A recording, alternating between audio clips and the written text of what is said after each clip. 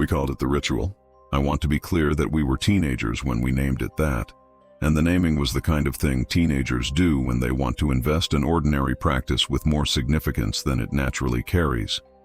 When they want the feeling of ceremony, of tradition, of something set apart from the ordinary run of days. What the ritual actually was, stripped of the name and the mythology we built around it, was this. Every night of the camping trip, after the adults had gone to their tents and the fire had burned to a manageable glow, my friend and I would take our flashlights and walk into the woods. We had been doing this for 3 years by the time this particular trip happened. The state park we camped at most summers was the same one each time, which meant we knew the trail system well enough to navigate it in the dark, and which meant that walking into the woods at night had become for us the thing that a well-practiced skill becomes: automatic, comfortable, a source of confidence rather than caution. We knew where the trail bent. We knew where the ground dipped. We knew which trees were landmarks and which sections of path were tricky underfoot, and which clearings opened up and gave you that particular feeling of space and sky that you don't get under full canopy. We even walked it with the flashlights off. That was the challenge we'd set ourselves the previous year, when the ordinary version of the walk had started to feel too routine. Navigate by starlight and memory. Stay on the trail without the beam. It was harder than it sounds, and the accomplishment of it, when we managed, produced a satisfaction that I still remember clearly. That night we had made it about half a mile from the nearest campsite. We were moving with the flashlights off, which means we were moving through a darkness that was not absolute. The canopy was open enough in places to let star and moonlight through, and our eyes had adjusted to a degree that made the trail navigable, but was genuinely dark in a way that required attention and care. We were talking in the low, easy voices of friends walking a familiar route in a familiar dark, the particular quality of conversation that comes when two people are both slightly alert and both slightly at ease, holding both things at the same time. And then, behind us and to one side, we heard it, whispering. I want to describe the specific quality of it as accurately as I can, because the quality matters for understanding why it had the effect it had. It was not a loud whisper, not the carrying, performative whisper of someone trying to communicate across a distance. It was a quiet whisper, intimate in its volume, at the level of speech that people use when they are talking to someone who is very close. And it was continuous, not a sentence with a beginning and end. A stream, a murmur, the sound of language flowing without pause or punctuation, the rhythm of someone talking to themselves about something that has no resolution. We both stopped. We did what you do in the dark when you hear something unexpected. We became very still and we pointed our hearing at the source and we held our breath just slightly. The whispering continued. It was behind us, slightly off the trail, in the direction of denser brush that the trail skimmed the edge of. It was close, within 20 or 30 feet, my best estimate. My friend turned on her flashlight. We pointed it toward the sound. The beam found her on the ground. A woman, a grown adult, on her hands and knees in the undergrowth just off the trail, moving slowly through the brush with her head down. She was wearing dark clothing, jeans, a dark jacket, and she was covered in dirt from the ground she had been moving through. Her hair was down and partially obscuring her face. She was whispering continuously, a stream of words that I could not make sense of from where we were standing, random phrases and half sentences and sounds that had the rhythm of language without quite resolving into it. We said something. Hey, are you okay? One of us said one of those things, and the beam of the flashlight was on her, and she continued moving through the brush for a moment as though she hadn't heard. And then she looked up. She saw us. She stood up. I want to tell you that what happened next resolved the situation cleanly and completely, because in many ways it did. She stood up and looked at us and said, with the particular dignity of a person who has found themselves in a situation they cannot fully account for, that she was looking for her campsite. She said it in the tone of someone explaining an ordinary predicament. She brushed some of the dirt from her jacket. She was, it became clear in the next few minutes of conversation, very drunk, and possibly other things besides. She had gone into the woods to find a bathroom, and had gotten turned around and had been moving through the brush in the dark for an indeterminate period, whispering to herself the way that people whisper to themselves when they are frightened and alone, and the talking is the only company available. We walked her back to the campground. We helped her find her group, which required going from site to site in the dark until we heard voices that matched the description she gave us of her friends. Her friends had not noticed she was missing. One of them thanked us in the flat, slightly embarrassed way of someone who had been too preoccupied with their own evening to track the whereabouts of a companion. We said it was no problem. We walked back to our own site. We lay in our tent that night talking about it for a long time in the dark. Not because anything had gone wrong. Nothing had, except for the woman herself, and she was safe. But because of what we had heard before the flashlight came on. The whispering in the dark off the trail, from something moving through the brush on its hands and knees. The specific quality of it, intimate and continuous and directionless, not calling for help, but simply talking to itself in the way that something talks to itself when it has been alone in the dark for long enough that talking is simply what the body does to fill the silence. Without the flashlight, if we had kept walking, if we had decided the sound was nothing, if we had relied on our comfortable familiarity with the trail in the night and just kept moving, we would have passed within 30 feet of a grown woman crawling through dark brush and whispering, and neither of us would ever have known. The ritual was different after that. We still went. We are not the kind of people who stop doing things because a thing happened once and frightened us, but we kept the flashlights on. And when the trail got quiet enough that you could hear anything moving in the brush, we listened in a different way than we used to, with the particular attention of people who know now what the dark can contain.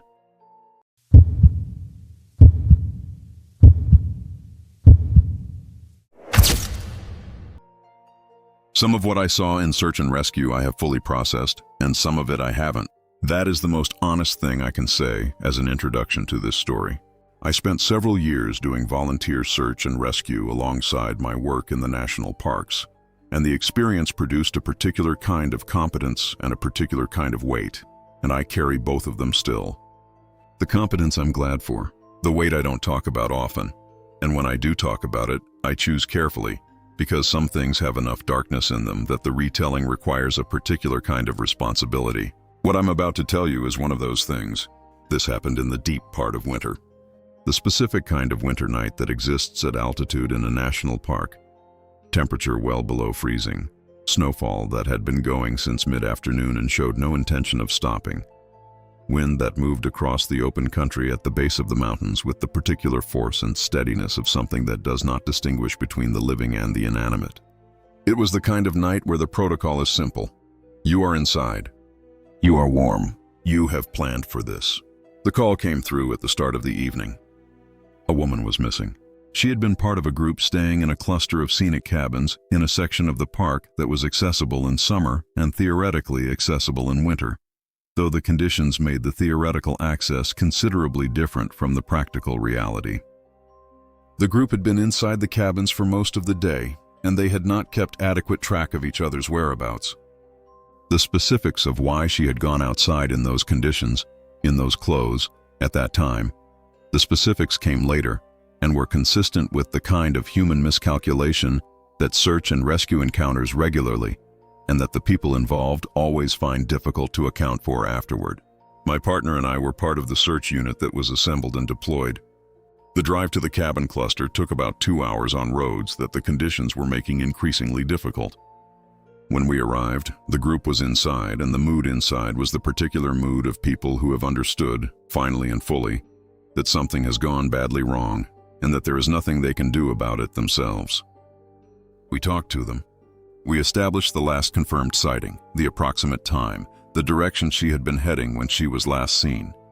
The snow outside had been falling long enough and hard enough that any tracks she might have left when she went out were gone, covered and smoothed by the accumulation, the landscape offering us no history of her movement. My partner and I went out. Night search in blizzard conditions is a specific discipline. The visibility was what you would expect. The headlamp beam catching the dense fall of snow and returning it as a wall of white that reduced useful sight distance to a matter of feet.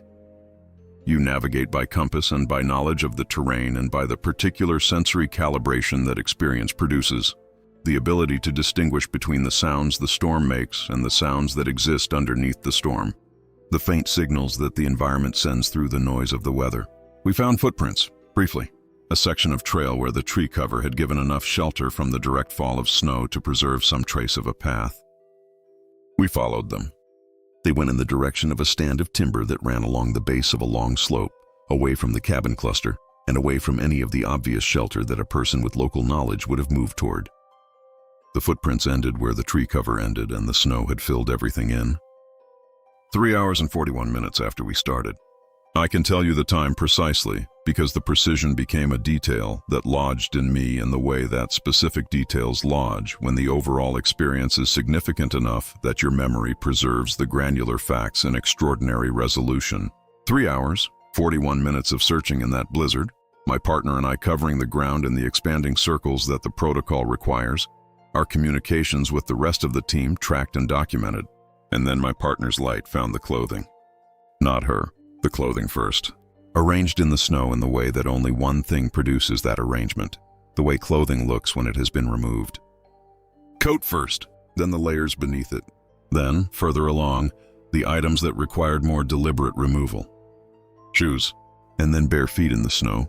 We found her at the base of a tree. She was sitting with her back against the trunk, and she was dressed in nothing. Every item of clothing she had been wearing when she left the cabin was distributed in the snow between where we stood and where she sat, removed in a sequence that the search team reconstructed later and that corresponds to a documented phenomenon, a physiological event that can occur in cases of severe hypothermia, where something in the body's final communication with itself produces the sensation of heat, of burning, and the person experiencing it acts on that sensation with the urgent logic of someone who is genuinely, from the inside, on fire. They remove their clothing. They are cold beyond the reach of the cold. They sit down. She was barefoot in a blizzard. She was sitting against a tree with her eyes open. I am not going to tell you the rest of what that looked like in specific terms, because I made a decision some years ago about the images that I carry from search and rescue, and what I will and will not pass on to other people. What I will tell you is what I told my partner on the walk back, and what my partner said to me, and what I have said to very few people since. I told them it was a tough night. My partner said it was a tough few nights after that. The nightmares, the particular way that certain images resist the brain's effort to file them away in a place where they stay. What I want to tell you about the woods at night, the specific thing that this story is about, is not the cold or the storm or the 3 hours and 41 minutes of searching in a blizzard. It's the tree. She had walked away from warmth and shelter, in inadequate clothing, in conditions that the experienced outdoorsman would not choose to walk in. She had walked through the snow for a distance and a duration that still requires reconstruction to fully account for. She had removed every item of clothing in the cold, and she had sat down at the base of that specific tree, in the storm, with her eyes open. I have been back into those woods in warmer seasons. I've walked that ground in the daylight when the snow is gone, and the tree is simply a tree, and the base of it is ordinary ground, with ordinary grass growing against the bark. I've stood there and looked at it and tried to feel what I feel in the daylight and compare it to what I felt in the dark of that blizzard when my partner's light found what it found. The daylight version and the night version are not the same place. I don't fully know what to do with that. I've spent years around the edges of it, approaching it and moving away from it, the way you do with something that you understand and don't understand simultaneously. The physiological explanation is real and documented, and I believe it. I have no reason to dispute it. What I can't quite put down is the specificity of it.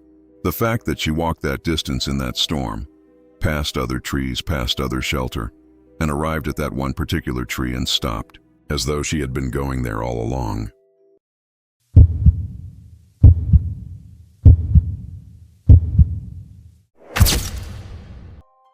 I want to be honest about the wine first. Not as a disclaimer, not as a way of softening what I'm about to tell you, or giving you an exit ramp into skepticism. I'm telling you because it's accurate and because the accuracy matters.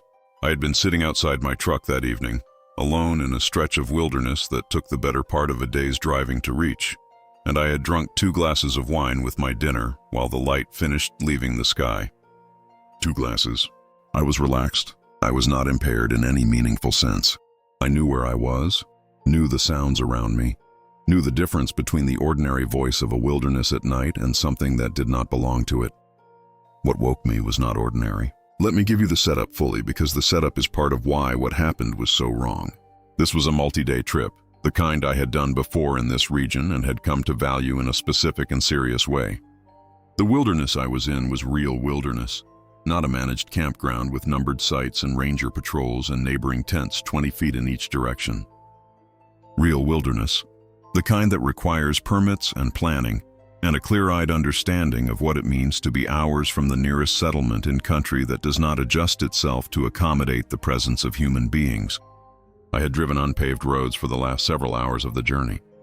The final stretch had been on fire roads that saw at most occasional ranger traffic and almost no recreational use. When I parked my truck and set up my camp, I was genuinely, completely alone, or I had been. I settled in for the night sometime after 10. The evening had been everything these trips are supposed to be. The specific quality of dark that exists only when you are far enough from artificial light that the stars function as actual illumination. The sounds of the wilderness assembling themselves into the particular texture of a healthy nocturnal ecosystem.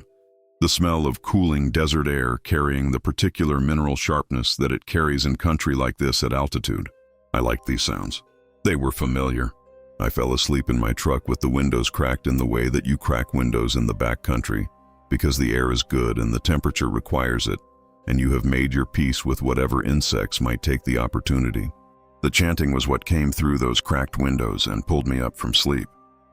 Not music, not singing in any recognizable sense of the word. Chanting is the closest I can get to it. A rhythmic, low, continuous sound produced by one or more human voices, carrying the unmistakable structure of something repeated with intention. It was not close. It was at a distance that the stillness of the wilderness amplified into clarity. Somewhere in the dark beyond my truck, in the direction of the denser tree cover that ran along the ridgeline maybe a quarter-mile out. I lay in my sleeping bag and identified this sound, and ran through the obvious possibilities in the quick mechanical way you run through them when something has woken you from sleep and you are still assembling the full picture of your circumstances. Wind does not chant. Animals do not produce the specific rhythmic structure I was hearing, with its particular quality of human intention and human breath. I was hours from the nearest town. No vehicle could have approached without my hearing it in the absolute stillness of that country. No one should have been out there. And yet the chanting continued. I lay there for what my best estimate places at 20 minutes. 20 minutes of that sound coming through the cracked windows of my truck, rhythmic and consistent, coming from the direction of the ridgeline. I held my army knife in my right hand, and I stayed very still, and I breathed as quietly as I was able, and I listened and tried to think clearly about what the options were. I did not go out to investigate. I want to be honest about that too. I have spent time thinking about whether the decision not to investigate represents a failure of nerve or a sound tactical reading of the situation, and I have concluded that it represents the latter. A person alone in genuine wilderness, miles from any help, who hears sounds they cannot explain in the dark, has nothing to gain by moving toward the source of those sounds. They have potentially a great deal to lose. The chanting stopped sometime in the early hours. I know because I was awake when it stopped, and the quality of the silence that followed it was different from ordinary silence. It had the particular density of an absence, not the silence of a place with no one in it, but the silence of a place where something has just stopped. I held the knife and I waited. At some point between the chanting stopping and the first gray of dawn beginning to build at the edge of the sky, I heard footsteps. These were not at a distance. These were close, the immediate vicinity of the truck, the particular sound of careful weight on packed earth and gravel, the sound of something or someone moving with a deliberateness that was not the random movement of an animal. The footsteps circled the truck. I tracked them by sound, one side to the other, the front, the back. They were slow. They were not panicked. They were the footsteps of something that was not trying to be quiet, and was not hurrying, and was not afraid. They stopped at the driver's side window. I know this because the sound stopped there, and then there was silence. And I lay in my sleeping bag in the dark of the truck cab, and I did not move, and I did not breathe, and I did not look toward the window. Then something knocked on the glass. 3 knocks. Deliberate, evenly spaced. The specific sound of knuckles on a car window, which is a sound the human brain identifies with exceptional speed and certainty, because we have all heard it and made it ourselves. I sat up and I looked at the window. There was a face on the other side of the glass. I cannot tell you much about the face because I did not look at it for long. What I can tell you is that it was a human face, at the height of a person standing beside the truck, looking in, looking directly at me. And then I made a sound that I am not proud of, something loud and involuntary and animal. and the face was gone. I heard footsteps moving away from the truck, fast this time, the pace and urgency of them completely different from the deliberate circling that had preceded them. I started the engine. I sat with the engine running and the headlights on and the doors locked for a long time. Nothing came back into the headlights. Nothing moved in the full beam reach of the lights across the ground in front of me. When the sun came up, I got out and looked at the ground around the truck. There were footprints, one set on the driver's side, where the person had stood. They were human footprints, clearly made by a boot or a shoe, pressed into the soft ground beside the door. I could not follow them back to where they had come from. They disappeared into harder ground within a few yards. I have never been able to explain how any person got to where I was that night. The access I described, hours of driving on unpaved fire roads, the particular remoteness of the location. These things do not resolve with the presence of a person on foot in the dark who left no vehicle, made no sound of approach, and who stood outside my window in the middle of the night and knocked.